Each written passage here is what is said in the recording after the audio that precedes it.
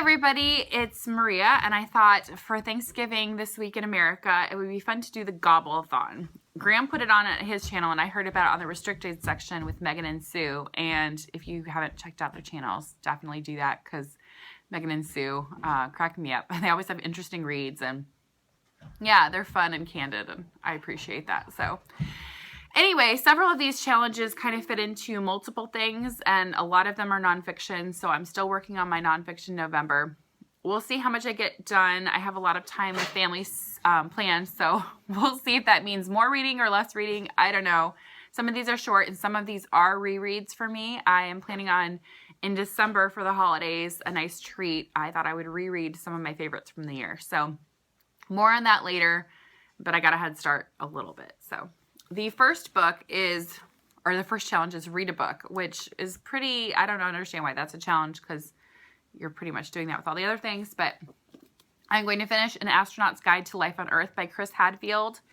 This has been inspirational, funny, educational, and it's been kind of fun since I read Packing for Mars by Mary Roach a couple of months ago, and I'm planning on rereading Martian again. We just watched the video, and it makes me feel good. I love that book. So anyway, I'm in a space mood, so that's what I'm going to do for that one.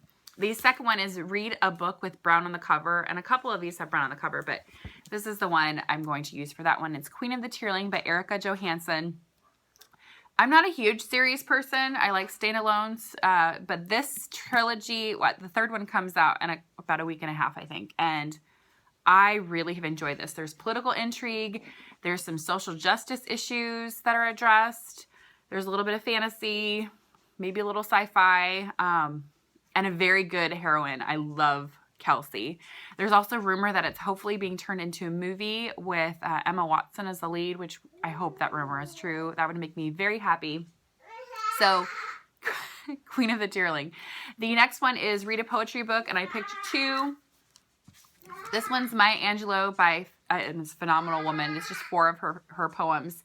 And Phenomenal Woman and Still I Rise are both in here. And I have been, soaking in those 2 poems for the last couple weeks. And I plan on actually reading them and not just listening to them. So the next one is actually probably a little bit nonfiction as well. And I found this at the library and I got super pumped. If you don't know this about me, it's important.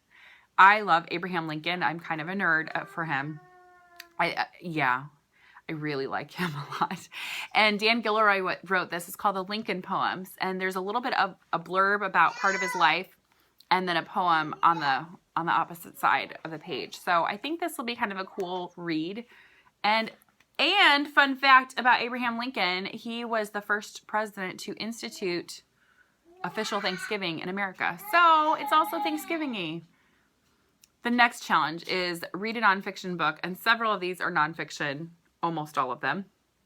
So that's covered. And I don't know which of these I'll get to for sure, but I'm hoping. So this is Benedict Carey's How We Learn the Surprising Truth About When, Where, and Why It Happens. And I thought this would be a cool book to read as a homeschooling parent, and also just, I'm a nerd about education. So there we go.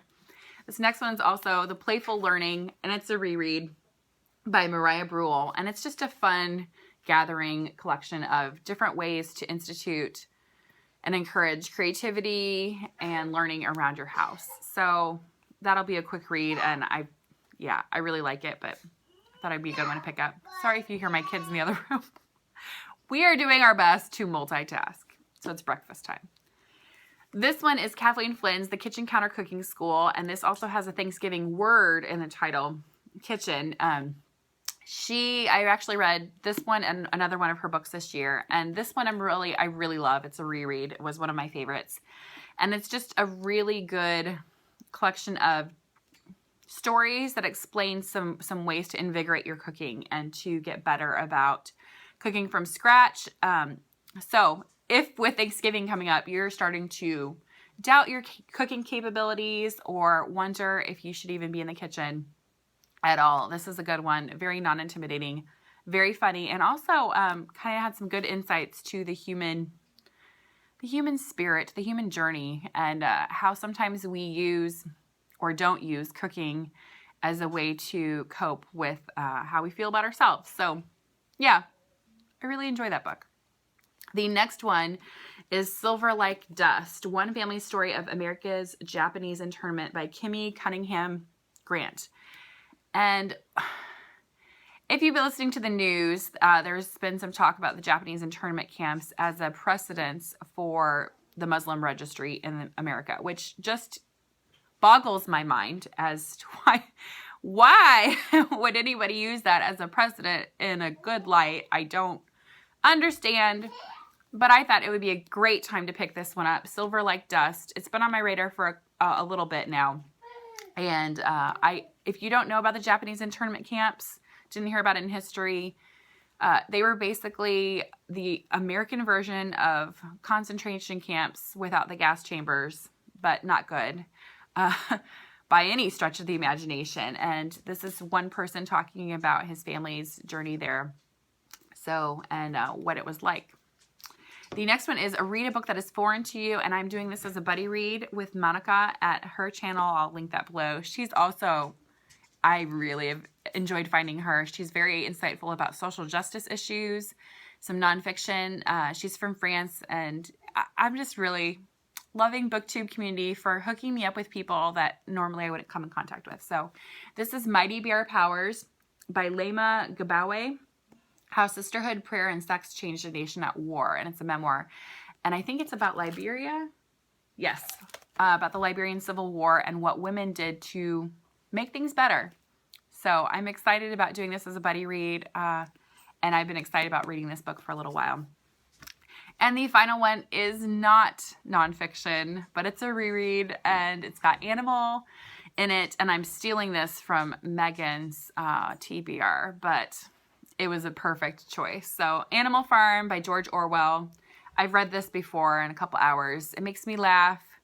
It has a lot to talk about what we're going through as a nation right now, what we're going through as a world, and it's just great. So that is my Gobbleathon TBR. Are you planning on reading books over the Thanksgiving holiday if you celebrate it? And what are they? What books make you think of Thanksgiving? And I plan on doing another video, hopefully today or tomorrow, about dysfunctional family reads for the holidays. I thought it would be really fun. So I will talk to you all later. And yes, I will do my best to keep the videos rolling in. It's been busy. Talk to you later. Bye.